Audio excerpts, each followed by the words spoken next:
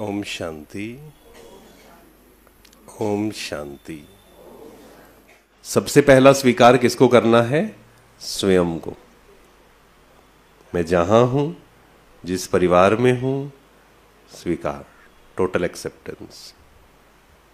होता क्या है सबसे बड़ी प्रॉब्लम, हम होते कहीं हैं, हम सोचते हैं काश हम कहीं और होते, काश ऐसे होता, काश ये ना होता, काश ये सही होते। जहां मैं हूं, स्वीकार, टोटल एक्सेप्टेंस। स्वीकार करना है। क्यों हूं मैं कहीं पर भी? कार्मिक अकाउंट्स। आप कहीं पर भी हैं, आप यहां हैं बड़ौदा में, यहीं क्यों हैं? कहीं और भी हो सकते थे। यहीं क्यों हैं? उसी परिवार में क्यों हैं? कार्मिक अकाउंट्स हैं। कोई बात, खुशी से सेटल करना है उनको। एक्सेप्टेंस। इसके लिए एक स्लोगन है बहुत सुंदर, चेंज, जो मुझे बहुत पसंद है, क्योंकि सिंपल स्वीकार भी नहीं करना है। Change what you can, accept what you can't. जो चीजों को आप चेंज कर सकते हैं, आप चेंज करिए। चेंज व्हाट यू कैन, मतलब जो चीजें आप चेंज कर सकते हैं, कोशिश करिए चेंज करने की। फॉर एग्जाम्पल, फ्रेंड सर्कल है, चेंज कर सकते हैं उसको कुछ हद तक। चेंज करिए। आपको लगता है ये गलत संग है, व्यर्थ की बातें हो रही हैं, वो संग को छोड़ दीजिए। कुछ चीजें हम चेंज कर सकते हैं। अच्छा, घर में जो मेंबर्स हैं उनको तो हम चेंज नहीं कर सकते। कर सकते हैं या नहीं? नहीं कर सकते। ये बड़ी अच्छे से आवाज आई एकदम। नहीं कर सकते, लेकिन हम कितना समय स्पेंड करना है उनके साथ, वो हम चेंज कर सकते हैं। पूरे दिन भर घर के अंदर ही बैठे हुए हैं, अब क्या होगा? नेगेटिविटी होगी ज्यादातर। तो घर से बाहर निकलना है, बिजी रहना है, अपने आप को बिजी रखना है।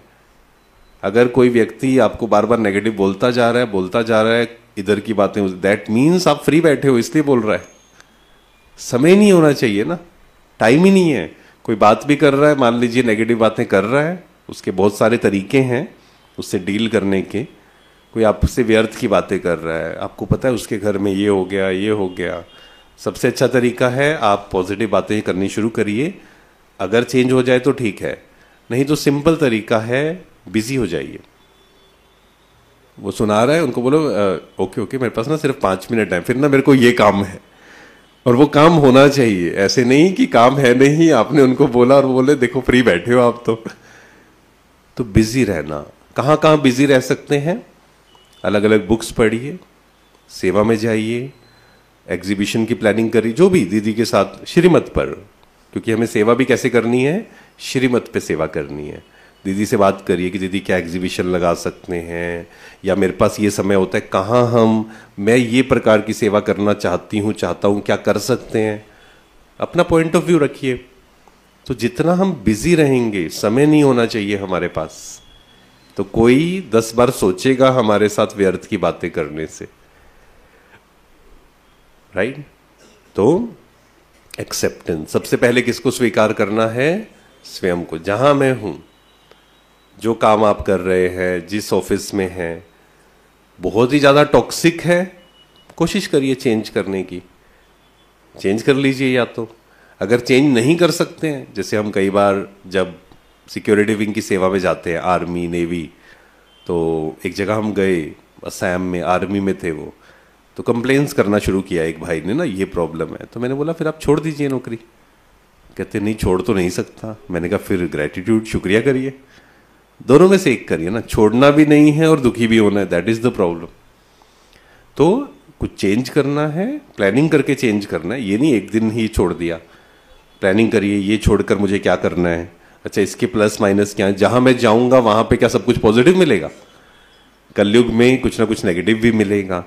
तो इस तरीके से हम प्लानिंग करके कुछ चीजें चेंज भी कर सकते हैं, बट नहीं अगर चेंज कर सकते, स्वीकार करना है उसको। दूसरा एक्सेप्ट किसको करना है? एक स्वयं को, दूसरा जो भी मेंबर्स हैं घर में, उनको स्वीकार करने की विधि बिल्कुल सिंपल है, बहुत सिंपल है। वो क्या है? हर आत्मा का पार्ट अपना अपना है। अब इसको आप कितनी बार यूज करेंगे? एक है ज्ञान का पता होना, एक है उसका स्वरूप बनना। स्वरूप हम कैसे बनते हैं?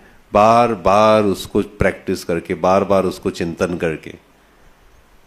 किसी ने कुछ गलत कहा, हर आत्मा का पार्ट अपना अपना है, हर आत्मा के संस्कार अपने, सब एक जैसे नहीं हो सकते, मैं शांत हूँ, इसने जो कहा उसका प्रभाव मुझ पर नहीं पड़ सकता, इसका फ्यूचर क्या होगा उसकी चिंता मुझे नहीं करनी है, क्योंकि हर आत्मा अपना भाग्य साथ लेकर, बार बार इसको प्रैक्टिस करना है, एक्सेप्टेंस। और तीसरा किसको एक्सेप्ट करना है? सिचुएशंस को।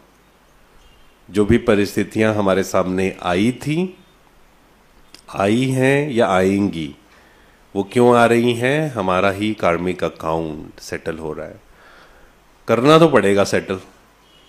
दो ऑप्शंस हैं, दुखी होकर या खुश होकर। जब दुखी होंगे तो वो परिस्थिति और बड़ी लगेगी, और परेशान होंगे, और जब हम डिटैच होंगे, साक्षी होंगे, तो वो सिचुएशन हमें परेशान करना बंद कर देगी। तो स्वीकार करना, आनी तो है सिचुएशन, पेपर्स तो आएंगे। और पेपर्स क्यों आते हैं?